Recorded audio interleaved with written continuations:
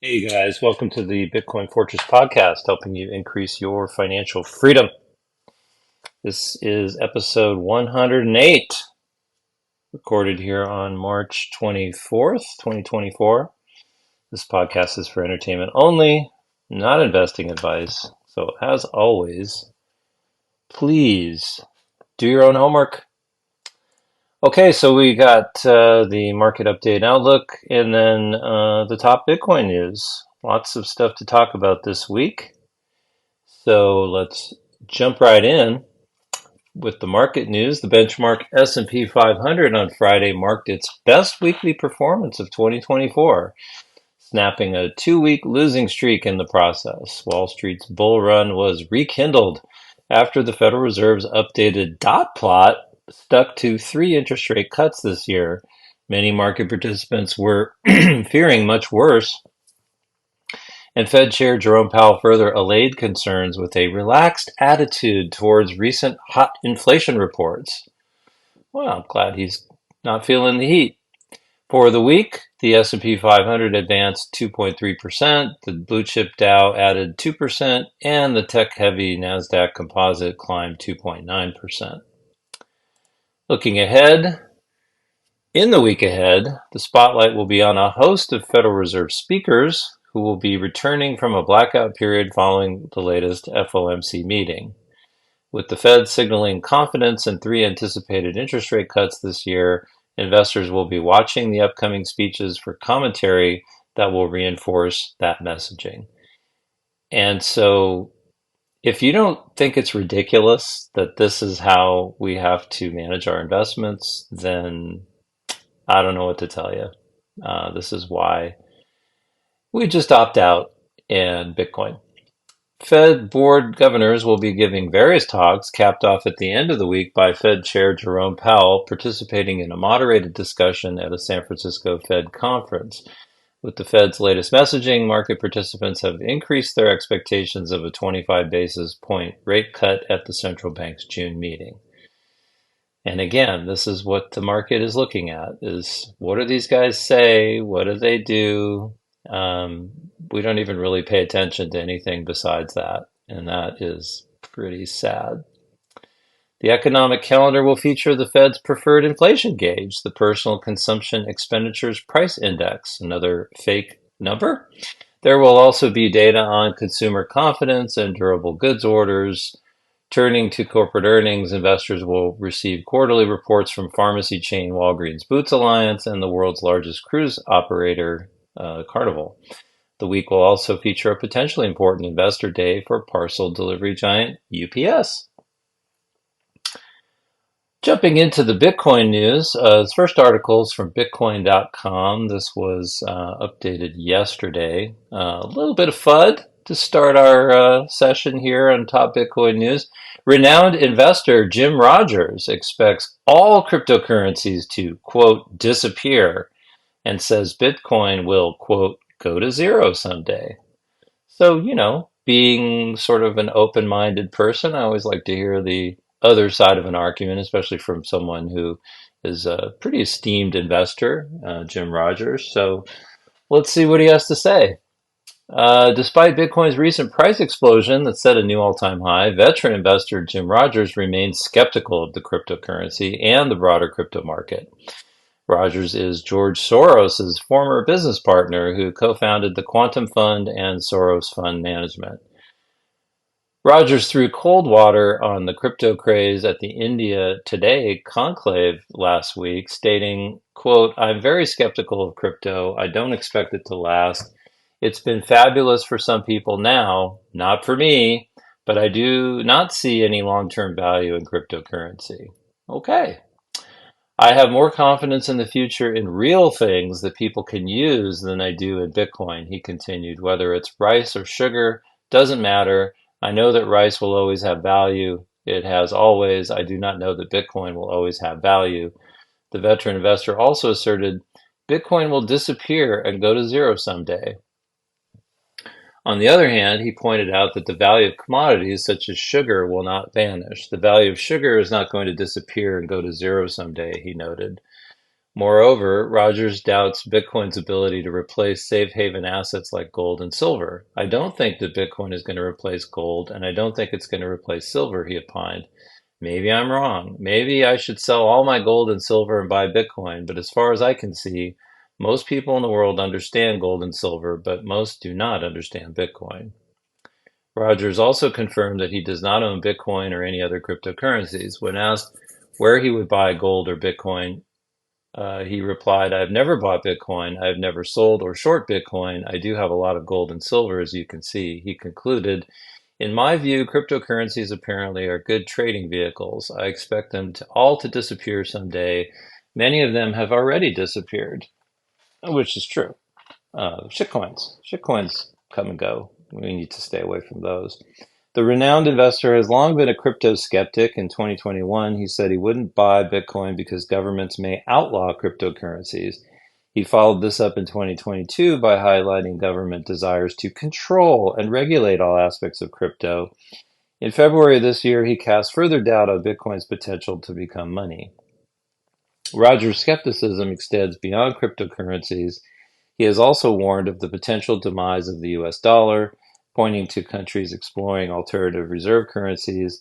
He predicted that the US will suffer as the value of the dollar erodes further, seeing the Chinese yuan as the US dollar's competitor. He also expects the next recession to be the worst one in his lifetime. So breaking this down, here's another gold bug who is just unable to see that Bitcoin really uh, has value as a digital commodity that can be freely exchanged. It can't be banned. It is superior to gold, but the problem is he's so far into gold and silver, and frankly, commodities and other things that he, kind of is sort of in a position where he has to talk his book, which is to say it's precious metals and commodities. On the thing about sugar, I mean, yeah, sugar's always going to have value, but they could produce more sugar, and in fact, potentially infinite amounts of sugar if the price went high enough. And Bitcoin doesn't have has a limited, absolute limited supply, even better than gold. Gold still has some supply growth of, I don't know, 2% a year or something for what they dig out of the ground. So unfortunately, for a guy with this much experience and wisdom, he sadly can't see the benefits of Bitcoin, and he's kind of stuck to his talking points over the years, all of which are, I think, unfortunately, not correct.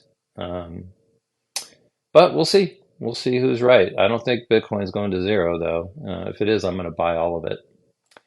Next up, another Bitcoin skeptic, although with an interesting twist. This one was posted 3 days ago on Bitcoin.com.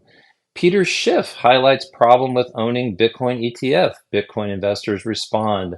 Self-custody is key. Gold advocate and economist Peter Schiff has highlighted a problem with owning spot Bitcoin exchange-traded funds, he wrote on social media platform X Tuesday. One problem with owning Bitcoin and ETF is that liquidity is limited to US market hours. So, if the market crashes overnight, you have no ability to sell until the US market opens for trading in the morning. Very frustrating to watch helplessly with no ability to get out.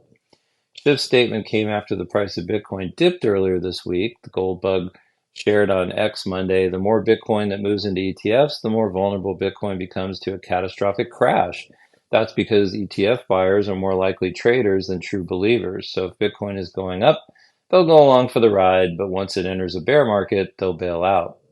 When the liquidity of physical gold is questioned, Schiff replied, gold doesn't crash overnight like Bitcoin, so there's nothing to worry about.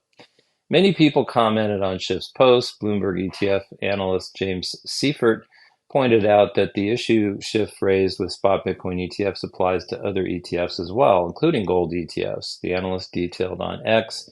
This isn't new, though, or exclusive to Bitcoin. Gold ETFs, same thing. Any commodity ETF, yep. International equity ETFs, same deal. Even stocks that have market-moving events occurring after market hours or during the weekend is pretty similar, and that is 100% true. A number of Bitcoin proponents responded to Schiff's post by emphasizing the importance of self-custody and buying Bitcoin directly instead of through ETFs. Simon Dixon, CEO and co-founder of Bank to the Future, replied to Schiff, "True, plus no ability to buy Bitcoin ETF when the market is closed. Moral of the story is to own real Bitcoin if you can. It's a lot easier than owning real gold without a custodian." Entrepreneur Bryce Clark opined, Peter Schiff brings up a good point here. You really should self-custody your crypto. Stop letting third parties hold it. Great advice. And thanks for the warning, Peter. Gotta love it.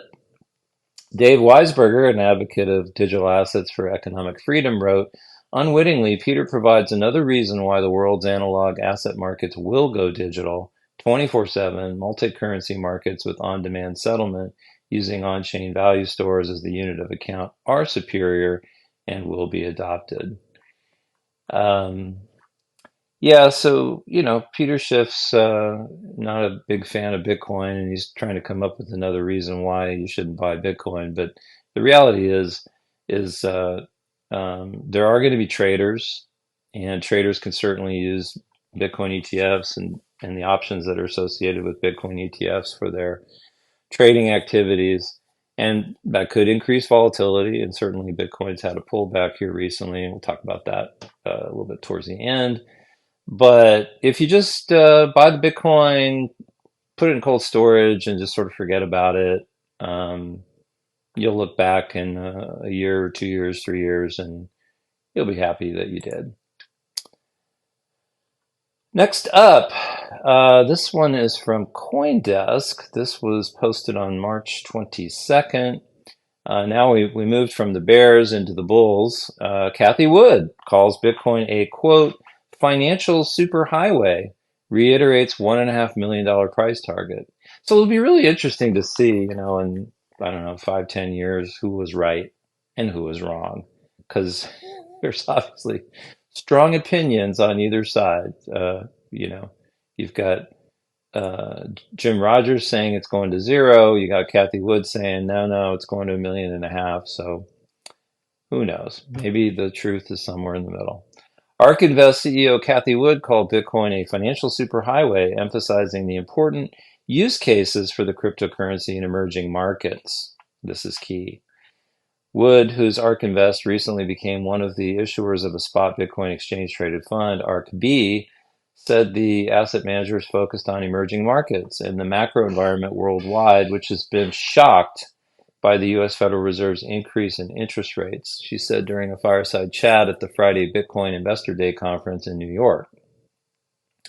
There are signals, and not all is well in the world, she said, about countries like Nigeria, one of the biggest adopters of Bitcoin because of the strong depreciation of the country's currency. Because of that, Wood sees Bitcoin as a risk-off asset and a risk-on asset. ARK Spot Bitcoin ETF has become one of the more successful Bitcoin ETFs among the 10 funds issued in January. Wood said that with more institutions entering the space, mathematically speaking, Bitcoin's price could easily rise above 3.5 million. However, she wouldn't give a new specific price target. Bitcoin has miles to go, she said instead, and pointed to her previous call of $1.5 million price target. So there you have it from Auntie Cathie.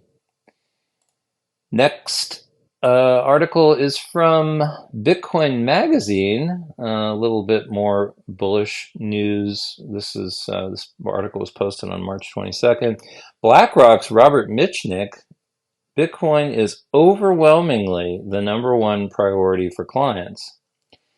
In a fireside chat today at the Bitcoin Investor Day by Reflexivity Research, Robert Mitchnick, the head of digital assets at BlackRock, shared insights into the asset manager's approach to Bitcoin, cryptocurrencies, and the future of the crypto market. Mitchnick emphasized that Bitcoin remains overwhelmingly the top priority for BlackRock's clients with minimal interest in other cryptocurrencies. He highlighted that the crypto community desires a broader range of crypto products from BlackRock, but the company's focus remains on Bitcoin. Regarding the future of Bitcoin on Wall Street, Mitchnick expressed optimism about a convergence between traditional finance and new technological advancements, stating, "Eventually, we expect there will be a convergence where the best of the old system and the new technology will become fused into a new infrastructure system in finance." Earlier this year, the United States Securities and Exchange Commission approved a batch of spot Bitcoin exchange-traded funds, including BlackRock's application. Since then, their ETF has gone on to be one of the most successful ETF launches in history. BlackRock's spot Bitcoin ETF, IBIT, has seen net inflows for the last 49 days straight, something only 30 other ETFs have ever done, according to Bloomberg senior ETF analyst Eric Balchunas.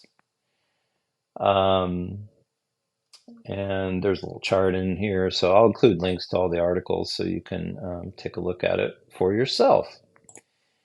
Now flipping to nation state news, and of course, got to start with the FUD. This one here is from Cointelegraph. This was posted on March 23rd.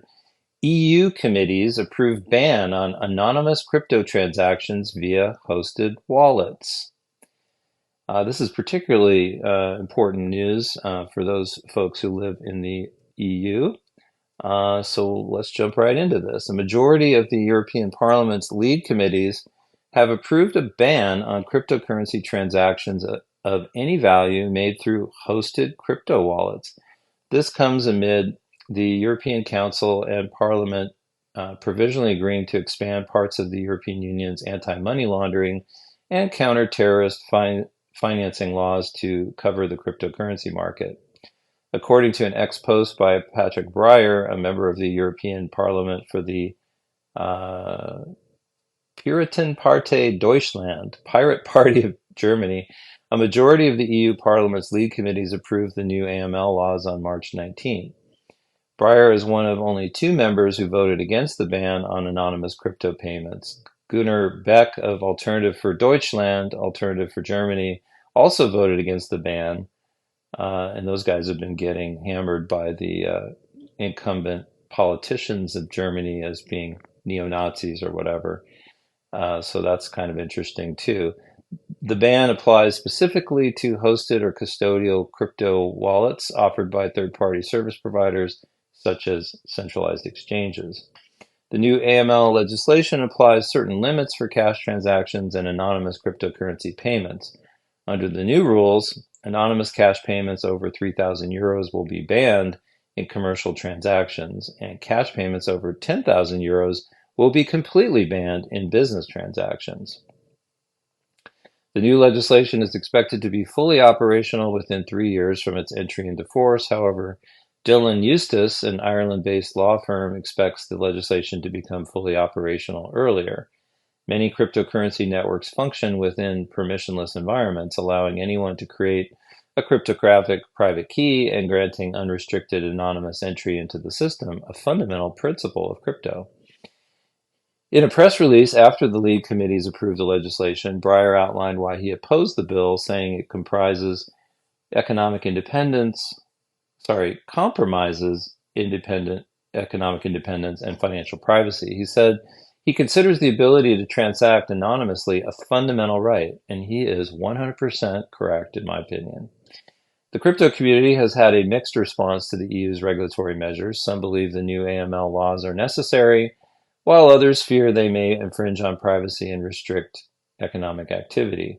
Daniel Ladi Troster, host of the Sound Money Bitcoin podcast, underscored the practical hurdles and consequences of the recent legislation. He outlined the impact on donations and the broader implications for cryptocurrency use within the EU, and expressed concerns over the stifling effect the rules could have. And of course, this also puts people who are fighting authoritarian regimes, dissidents at a disadvantage, making their activity even more criminal because, of course, they're going to want to be anonymous and they're going to want to use Bitcoin and other cryptocurrencies potentially to fund their operations, because what happens to dissidents? They get their bank accounts taken away. And of course, you can try to legislate this, but nobody can stop you from setting up a wallet. I mean, all you have to do is write down 12 to 24 words and, roll some dice or whatever, and you're on the network, I think probably you'll see some civil disobedience, and they're going to find out that this is not going to be an easy law to um, enforce, just as China had a very difficult time banning Bitcoin. I think the EU is going to find out. So good luck. Next up is from CoinDesk. This article is posted on March 22nd. El Salvador doubles down on Bitcoin. In a series of strategic moves that underline its commitment to cryptocurrency, El Salvador continues to deepen its engagement with the digital currency market, particularly Bitcoin. Well, actually, only Bitcoin. President Nayib Bukele recently announced El Salvador's plan to buy one Bitcoin every day, aiming to continue this practice until it becomes unaffordable with fiat currencies. This initiative has pushed the nation's Bitcoin holdings to a substantial total of 5,690 Bitcoin, valued at approximately $400 million. In tandem with its cryptocurrency endeavors, El Salvador has made a bold statement in the global investment landscape by eliminating income tax for international investments and money transfers. This tax cut from 30% to zero is designed to attract foreign investors and boost economic growth. The country's commitment to Bitcoin was further highlighted this week as it transferred more than 5,000 Bitcoin into a cold wallet. President Bukele disclosed that a significant portion of these assets, amounting to 400 million worth of Bitcoin, has been moved to an offline device stored in a physical vault within the nation's territory. This move to secure the digital assets in a, quote, Bitcoin piggy bank marks a significant step in El Salvador's financial strategy, offering a higher level of security and signaling strong faith in the cryptocurrency's future. So again, you have a nation that's put basically their savings into Bitcoin. So there's another opinion on what the future holds for Bitcoin versus, again, Jim Rogers. It's going to zero. The decision to make the transfer to a cold wallet came after El Salvador's Bitcoin treasury swelled unexpectedly, nearly doubling its previously known stash. The country had been acquiring Bitcoin through various means, including daily purchases, sales of passports, currency conversions for businesses, mining, and government services. This approach has dramatically increased El Salvador's Bitcoin holdings, which were believed to be less than 3,000 Bitcoin before this revelation. So they've been stacking sats, haven't they? El Salvador's pioneering stance on Bitcoin began in September 2021, when it became the first country to adopt the digital currency as legal tender. Since then, Bitcoin's value has seen significant fluctuations, recently hitting a record high of 73,800. The country's ongoing daily Bitcoin purchases and the creation of a tax-free crypto haven powered by geothermal energy from a volcano showcase its innovative approach to harnessing cryptocurrency for economic development. You certainly cannot fault them for that. They have really jump-started their economy with this initiative. President Bukele's vision extends beyond merely accumulating Bitcoin. He envisions transforming El Salvador into a wealthy nation through strategic investments and initiatives related to the digital currency. Despite criticisms and warnings from international bodies like the International Monetary Fund, El Salvador's commitment to its Bitcoin strategy remains steadfast, with the nation showing no signs of divesting from the cryptocurrency. El Salvador's bold foray into the world of Bitcoin and its efforts to create a conducive environment for cryptocurrency investments reflect a significant shift in how nations perceive and engage with digital currencies. As the country continues its Bitcoin acquisition program and enhances its cryptocurrency infrastructure, it sets a precedent for others to follow, potentially reshaping the global financial landscape in the process. So, very bullish. Whether you like the politics there or not, whether you think he's a authoritarian and throwing all the gangsters in jail was bad, you can't fault their approach towards Bitcoin and the results that it's had in terms of increasing tourism and increasing investment. And of course, their Bitcoin stack is proof. And you can actually check it. They actually published the address, so you can actually look it up on the blockchain, which is pretty cool. Next up is from my favorite, Crypto Potato. This article was posted on March 23rd, and this one is entitled Argentinians Turn to Bitcoin Amid Increasing Inflation Rates, according to a report. In the face of relentless inflation and economic instability, Argentinians are increasingly turning to Bitcoin as a refuge, with recent data indicating a surge in purchases of the cryptocurrency. This trend comes as Bitcoin has experienced a remarkable rally in recent months, hitting record highs and outpacing traditional hedges against inflation, such as the US dollar. According to a Bloomberg report, in the first week of March alone, the number of weekly Bitcoin purchases in Argentina soared to 34,700, marking the highest volume seen in the country in 20 months. This surge represents more than double the levels observed in early February, showing Argentinians' growing interest and adoption of Bitcoin. The appeal of Bitcoin as a hedge against inflation has intensified as the cryptocurrency has witnessed substantial gains, rising as much as 73% year to date and reaching an all-time high of over 73,000. This surge has been attributed to various factors, including the introduction of the US's first spot Bitcoin exchange-traded funds and anticipation surrounding the upcoming halving event scheduled in April. Argentina's inflation rate, currently at 276%, wow, has eroded the value of the national currency, the peso, prompting citizens to seek alternative stores of value. Traditionally, the US dollar has been the preferred choice for Argentinians seeking stability amidst economic turmoil. However, the recent strengthening of the peso, coupled with government efforts to stabilize the currency, has diminished the appeal of the greenback. President Javier Milei's administration has taken steps to address economic challenges, including efforts to clean up the central bank's balance sheet. While Milei had campaigned on a promise to dollarize Argentina's economy, his approach since taking office is focused on managing the peso's valuation rather than immediate dollarization. He's also suggested that full dollarization remains a distant prospect. The shift toward Bitcoin as a hedge against inflation and economic uncertainty has also led to a decline in demand for traditional assets, including digital tokens tied to real-world currencies such as USDT and USDC. Argentina has a history of economic instability marked by frequent devaluation of its currency, which poses challenges for its residents in saving and managing finances. This has increased interest in cryptocurrency in the country, driven by the desire to avoid the effects of peso devaluation, high inflation, and limitations on accessing foreign currencies.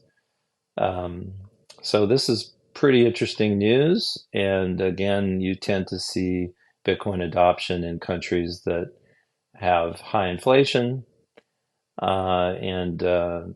I think I saw a chart or a bunch of charts that showed the all-time highs, and almost every currency in the world is hitting all-time highs against in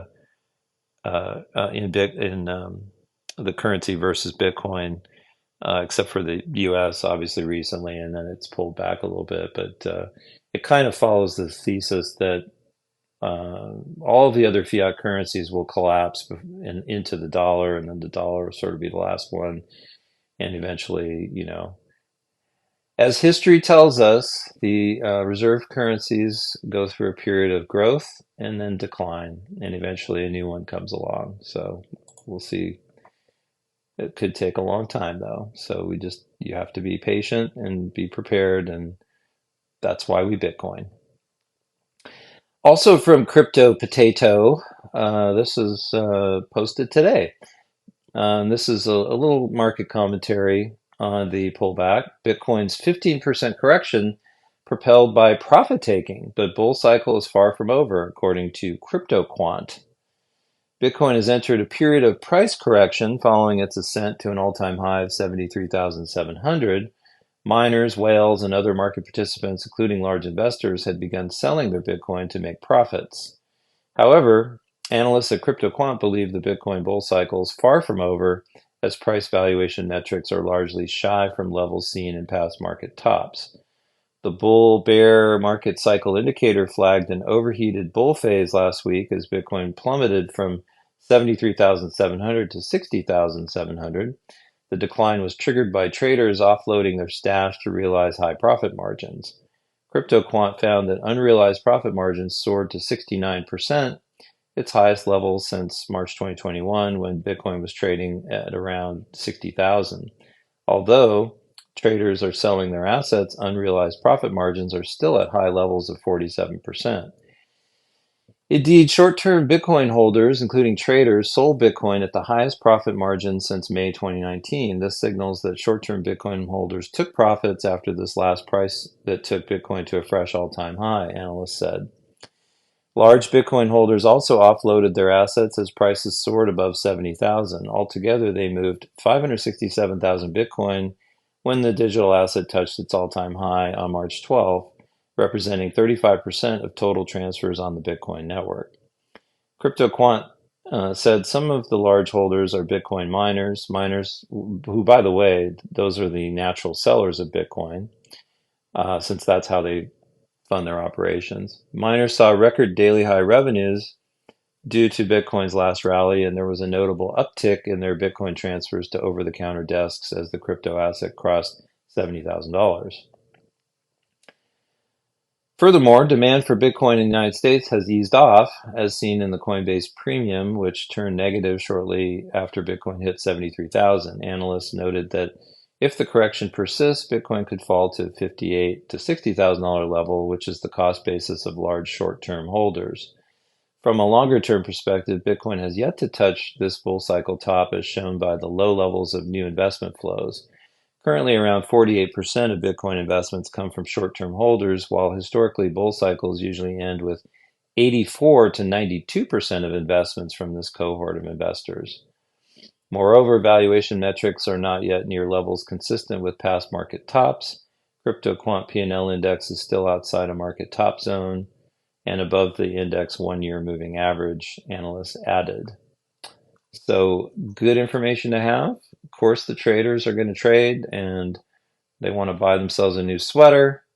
So they're going to sell, book some profits, go buy that sweater. And meanwhile, we're just going to hodl on. The only time I'm going to sell my Bitcoin is when there's something I really, really want with it more than I want the Bitcoin. And that's, I think, pretty much the mindset of most of the hodlers in the community. And finally, from Bitcoin Magazine, part of their 10 Steps to Self-Sovereignty series, I thought this would be interesting and hopefully educational. The do's and don'ts of Bitcoin self-custody. And so this was posted on March 22nd. Again, if you want to read any of this yourself, I will post links in the show notes. So this one starts out, Bitcoin is a completely decentralized system. There's no ability to reverse payments, and there's no customer support line where you can call for help if you mess something up. When you take self-custody of your own Bitcoin, you and only you are responsible for the safety of your funds. Self-custody also means that no one can freeze your funds, and no one can stop you from making a payment you want to make. It's a double-edged sword. There are huge benefits to self-custody, but it also comes with responsibility. With great power comes great responsibility. If you make a mistake and send Bitcoin to the wrong address, there's no undoing it. Then, if someone can access your seed phrase or your seed words, there's no customer support to help you. That person now has access to your money. If you lose your keys and your seed phrase backups, there's no recovery process to get your wallet back. It's very much like cash in that regard. Once it's gone, it's gone. People generally go through life with no existential anxiety over having small amounts of cash, but protecting significant amounts of money presents a source of worry, and Bitcoin is no different. When it comes to managing your Bitcoin, there are multiple types of wallets you can use. However, not all of them offer you true ownership of your assets. here's a breakdown of the types of wallets you will encounter and how they approach self-custody. Custodial wallets are generally offered by centralized exchanges, the same platforms that allow you to buy Bitcoin with fiat currency. These wallets work essentially just like a bank account. You do not actually have any control of your money. They could freeze your funds, lock and close your account, and deny you permission to make transactions or withdrawals with your own money. They do offer the potential to transact very cheaply with other users of the same wallet, but at the cost of giving control over your money to the custodian. They should never be used to store any significant amount of money, and any Bitcoin you purchase should be withdrawn to a non-custodial wallet as soon as possible. Non-custodial wallets all offer true self-custody. Only you have access to your assets. But even wallets that offer self-custody come with a range of trade-offs. They can also serve different purposes. Software wallets, also known as hot wallets, run on your mobile phone or your laptop computer. They do leave control over your funds in your own hands, but they manage and store the private keys on your device. This exposes them to the risk of compromise by hackers. You should only protect small amounts of money with a software wallet that you reasonably expect to spend in a short period of time. A hardware wallet is a special device designed to keep your private keys as secure as possible. These devices are what you should use to store the bulk of your Bitcoin. They keep the private keys offline and inaccessible to any threat from hackers and allow signing transactions in a secure environment. A special note, when using hardware wallets, the vast majority of them have a screen on the device that is used to display information about where a transaction is being sent before signing. Always double check the address and amounts shown on your device when signing to make sure the money is being sent to the correct place. Here are some basic tips that you can take to ensure you are interacting with your Bitcoin in a safe and secure manner. The first thing you have to do when taking custody of your own funds is to generate your seed words, also known as a seed phrase. This is like the master key to all of the accounts you will create with that wallet. When you first complete the wallet setup, your wallet will generate a random number called a seed or entropy. From there, your wallet will translate this number into 12 to 24 words called the seed phrase or seed words. Any wallet that is properly designed to encourage user safety should have you verify and prove you wrote down the seed phrase by challenging you on some or all of the words in it. If you are managing significant sums of money, it is always safest to double check. To follow, you will need to generate an account, which will create your wallet's first receiving address. It never hurts to be safe and double check things after you finish setting up your wallet, but before you start transacting, you can reset the wallet and reinitialize it. Instead of generating a new seed phrase, you can import the one you just backed up. If the first Bitcoin address is the same, you can be sure you've correctly backed up your seed phrase. When it comes to making your first withdrawal from an exchange, it can be a bit nerve-wracking. Is this address correct? Did I make a mistake? One of the scariest things for many people about Bitcoin is the digital nature of it. Everyone has in their mind this image from a movie scene where some teenage hacker compromises a government system to further the plot. Most people don't understand the first thing about how computers work, but they understand there are numerous ways they can be compromised or hacked. I don't know about you, but when there's a risk I'm aware of that could affect me and I don't understand how that risk exposes itself to me, I get worried. Just like verifying your seed phrase by recovering the backup before using the wallet, you can send coins to your wallet slowly. If someone were to compromise how you generated your wallet in the first place, they would be able to take any money you send to that wallet the instant you send it. So just don't send all of your money at once. Send a small test transaction with a tiny percent of the Bitcoin you intend to take into self-custody. Make sure those funds actually show up in your wallet first. To really be sure, you can even make sure that you can spend those coins by sending them back to the next address in your wallet. After making a test transaction and ensuring that you have the keys needed to spend money sent to that wallet, you can deposit the rest of your money to that wallet. After a small test deposit without seeing such a transaction occur that you didn't initiate, you can have much greater confidence that your wallet was set up securely. Your seed phrase backup is your money. Whoever has access to your seed has full access to your funds. There is no customer support line to call. There are no chargebacks or insurance coverage for stolen funds in non-custodial Bitcoin wallets. If you mess this up, that's what's done is done. Hardware wallets that you actually use to sign transactions are specifically designed to hold the private keys your seed generates securely.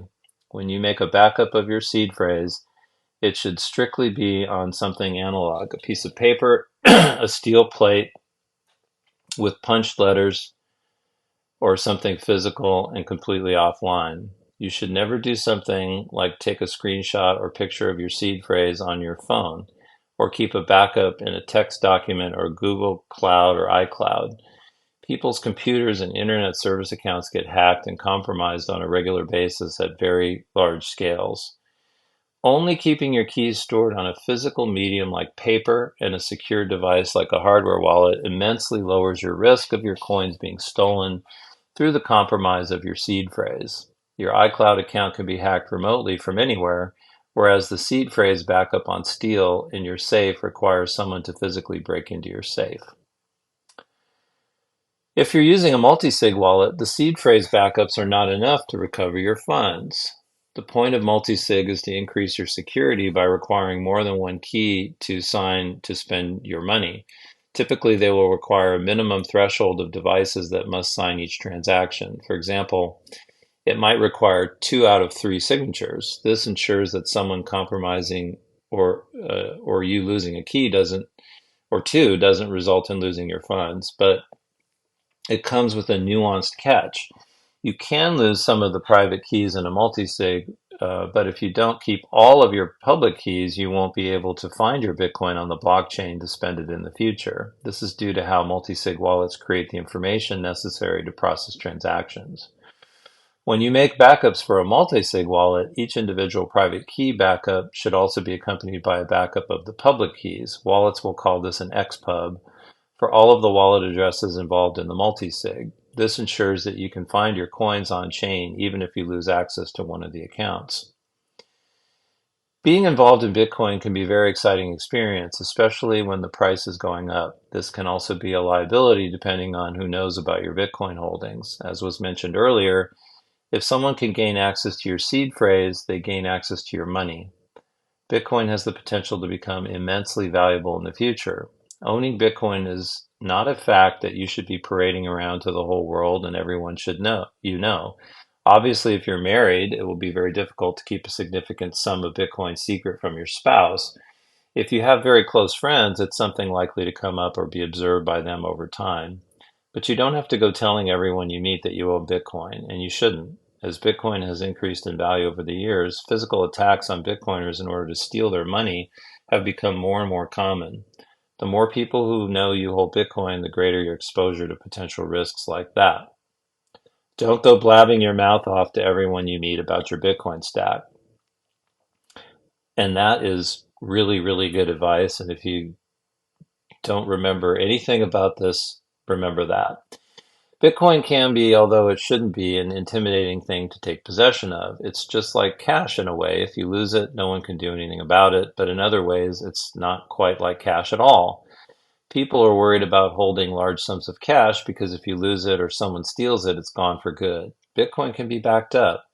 If you lose your Bitcoin, you can literally just magically get it back if you have a backup. That's because your Bitcoin isn't in your wallet. Your Bitcoin is stored on the blockchain. If you have a copy of your seed phrase, you can regain access to all of your Bitcoin no matter which wallet you use. You can't just back up physical cash. A Xerox copy of cash isn't cash and won't be treated as such by anyone. But a Bitcoin word seed phrase restores your access to your Bitcoin instantly. That should be an alleviation of anxiety when comparing Bitcoin to something like cash. Multi-sig wallets offer an option to defend against theft. When you have a safe full of cash at home, someone can simply break into your house and take all of it. With a multi-sig Bitcoin wallet, if you only have a single key at home with you, a thief cannot take your Bitcoin by breaking in and taking the key you have at home. This is something that cash cannot do. Larger amounts of cash are a large incentive for thieves to target you, but if they don't know you have a large amount of cash, they have no reason to target you. Just don't tell them about it. Bitcoin isn't a special variable here. Bitcoin can be intimidating to self-custody because of the risks it shares in common with cash, but when you really take the time to learn what tools are available to help you self-custody it, it's not that intimidating. In many ways, it can be safer than cash to hold yourself. So stop worrying, have a little patience, and slowly take the time to learn the basic things you can do to protect your stack yourself. After a little while, you won't even think twice about it. So very nice write-up and a lot of good advice in there. So not much more to add to that. And I did want to highlight this week's featured Bitcoin Fortress Substack post entitled From Strength to Strength, Applying Arthur C. Brooks' Wisdom to Bitcoiners in the Second Half of Life. It was a book I read recently, and I thought, wow, this really has a lot to do with Bitcoin. So kind of like a book review. But anyway, check it out. And I'll have a link in the show notes to that. And if you like the Substack, please subscribe. Okay. And with that, we will wrap up this week's episode. So thanks for listening to the podcast. If you enjoyed the show, please like and leave a comment. Also, don't forget to subscribe on your favorite podcast app. I like Fountain, where you can earn sats for listening on randomly, but still, it's cool. So don't miss an episode. You can also follow my Substack at bitcoinfortress.substack.com. You can also follow me on Nostr. My endpub is in the show notes. And with that, I will talk to y'all next week. Bye bye.